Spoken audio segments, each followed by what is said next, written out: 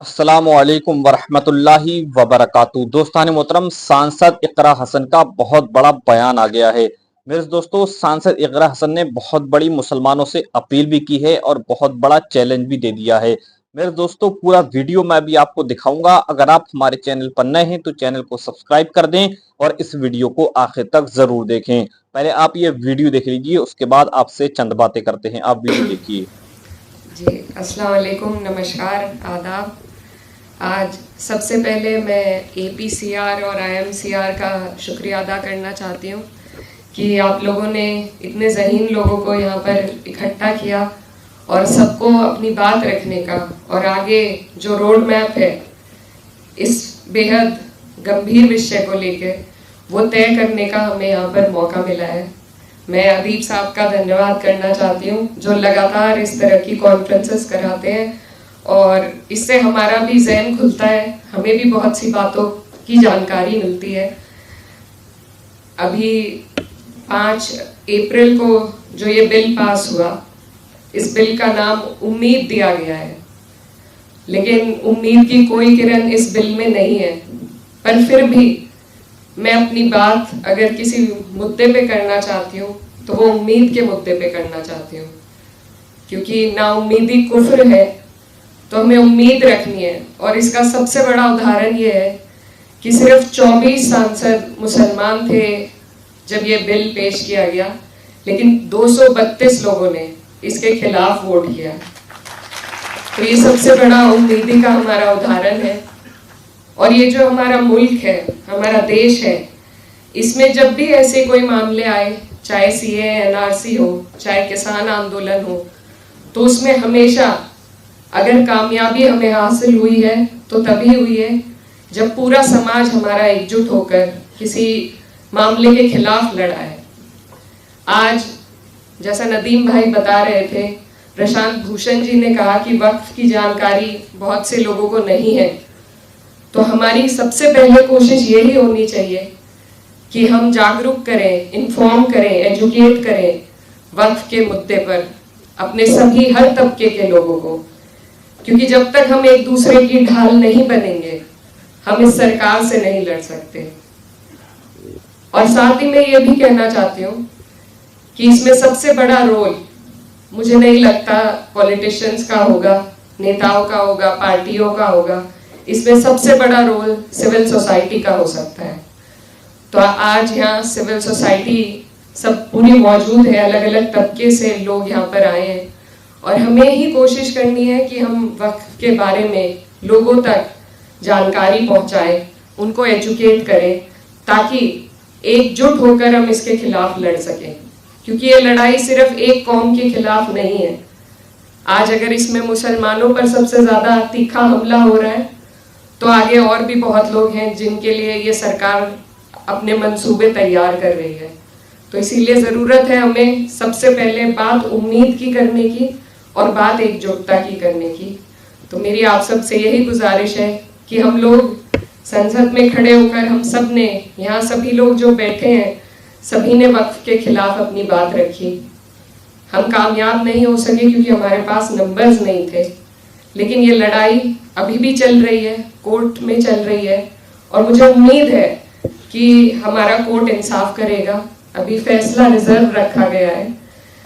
अब अगर बात करें कि हमें इस दौरान क्या करना है, तो इस मुद्दे पर हमारी कई बार बात भी हुई है और इसमें कोशिश यही है कि जहाँ एक तरफ उम्मीद है वहाँ दूसरी तरफ तैयारी होनी चाहिए। क्योंकि ये जो सरकार का मंसूबा है, ये पूरे देश में एक एडमिनिस्ट्रेटिव केओस पैदा करने का है। जो छोटे छोटे ज़िले हैं, कस्बे हैं, सबसे पहले वहीं पर उन लोगों पर सबसे पहले ये परेशानी का पहाड़ टूटेगा जो शायद इसके कानून सही तरीके से नहीं जानते, नहीं समझते। तो मैं, क्योंकि यहाँ पर सभी जिम्मेदार लोग मौजूद हैं, सिर्फ ये कहना चाहती हूँ कि अगर हम कोशिश करें सिविल सोसाइटी के माध्यम से छोटे छोटे कस्बों में, छोटे ज़िलों में वक्त की जानकारी पहुँचाने की, तो मुझे लगता है उससे बहुत लोग हमारे साथ इस मुहिम में जुड़ेंगे। और दूसरी बात, क्योंकि यहाँ पर सभी लोग बहुत कुछ करना चाहते हैं लेकिन रास्ता समझ में नहीं आता है, तो मेरी जो छोटी सोच है उससे मुझे ये लगता है कि अगर हम लीगल कैंप्स, लीगल एड अभी से हम ऐसे लोगों की तैयारी करें जो हर जिले में, हर कस्बे में जहां भी इस तरह के मुद्दे उठते हैं, जैसा संभल में उठ चुका है, उसके अलावा भी, क्योंकि कोर्ट सिर्फ सारे मामले सुप्रीम कोर्ट में लाए जाए ये भी मुमकिन नहीं हो पाता। लोअर कोर्ट से लेके हाई कोर्ट से लेके सुप्रीम कोर्ट तक हमें ऐसे लोगों को जोड़ना पड़ेगा जो जब ये मुद्दे जहां उठे उनके लिए एक तरमीम बनाई जाए कि कैसे उस जगह पर इस लड़ाई को हम लड़ सकें। अभी हमारे एक स्टूडेंट लीडर थे, उन्होंने बहुत अच्छी बात कही और समाजवादी पार्टी पर भी सवाल उठाया। ये जगह पार्टी की बात करने की नहीं है, लेकिन मैं फिर भी ये कहना चाहती हूँ कि हमारे देश में जो भी कुछ हो रहा है वो राजनीति से होकर गुजरता है, जैसे कि वक्फ भी है। तो इसलिए ज़रूरी है कि हर मंच पर हम अपने अंदर भी झांके, हमारी जो कमियां रही हैं उन पर भी ध्यान दें और साथ में बात राजनीति की ज़रूर हो। द वर्ड ए पॉलिटिकल, इससे मुझे बड़ी नफरत है क्योंकि कुछ भी हमारे देश में ए पॉलिटिकल नहीं होता है। तो बात पॉलिटिक्स की जानी चाहिए और हम जहां खड़े हैं हमारी जिम्मेदारी है कि अगर हमारे ऊपर कोई भी अगर वर्ग हो, उस पर कोई संकट आए तो अपनी पार्टी का रुख उस तरफ मोड़ने की जिम्मेदारी हमारी है। और मुझे लगता है कि अब तक हमने कोशिश की है कि पार्टी ने एक मजबूत रुख पेश किया है वक्फ के खिलाफ और हर एक मुद्दे पर, और आगे भी इस जिम्मेदारी को, जिया भाई भी यहाँ पर हैं, हम सभी लोग निभाएंगे और बाकी जो पार्टीज यहाँ मौजूद हैं उनसे भी हमें ये उम्मीद है। लेकिन जो आने वाले चुनाव हैं, बिहार में एक चुनाव आने वाला है, उसके लिए मैं खास तौर पर कहना चाहती हूँ कि जो धोखा हमें बिहार में मिला है उसको हमें याद रखने की ज़रूरत है और वहाँ पर उसी हिसाब से, किसी पार्टी के लिए मैं वोट नहीं मांगना चाहती, लेकिन उसी हिसाब से अपना जहन खोलकर हमें हर एक पहलू पर ध्यान देने की ज़रूरत है। तो उसमें राजनीति भी आती है, उसमें लीगल एड भी आएगी और उसमें सिविल सोसाइटी का बहुत बड़ा योगदान रहेगा लोगों को एजुकेट करने के लिए, उनको साथ जोड़ने के लिए। ये सरकार जो प्रोपेगेंडा चलाती है ये आइसोलेशन का प्रोपेगेंडा है, एक समाज को बिल्कुल अलग कर दिया है। हम आपस में बैठते नहीं हैं, आपसी मामलों में चर्चा नहीं कर पाते, तो उसको हमें तोड़ना होगा। हमें सबको अपनी परेशानियों से अवगत कराना होगा और उनकी परेशानियों की जानकारी रखकर एक दूसरे की ढाल बनकर एक दूसरे का साथ देना होगा, एक दूसरे के साथ खड़े होना होगा। तभी मुझे लगता है कि इस तरह की कोई भी जंग हम जीत पाएंगे। और साथ ही मैं ये भी कहना चाहती हूँ, अभी हाल फिलहाल में कुछ ऐसे मुल्क हमारे देश में हैं जिनमें क्लियर कट, हमारे यहाँ तो फिर भी डेमोक्रेसी जिंदा है, लेकिन जहाँ पर बिल्कुल तानाशाही थी, जब वहाँ पर तख्ते पलट हो गए, तो यहाँ भी हमें उम्मीद है कि यहाँ पर हमारी जो डेमोक्रेसी है, जिसके सांस रोकने की कोशिश सरकार कर रही है, उसको आप और हम मिलकर मजबूत करेंगे।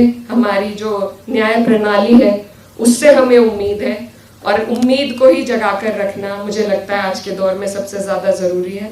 तो बस ज़्यादा वक्त न लेते हुए आप सभी का शुक्रिया, खास तौर पर APCR और IMCR का, कि उन्होंने ये मंच दिया हमें जिससे हम अपनी बात पहुंचा सके।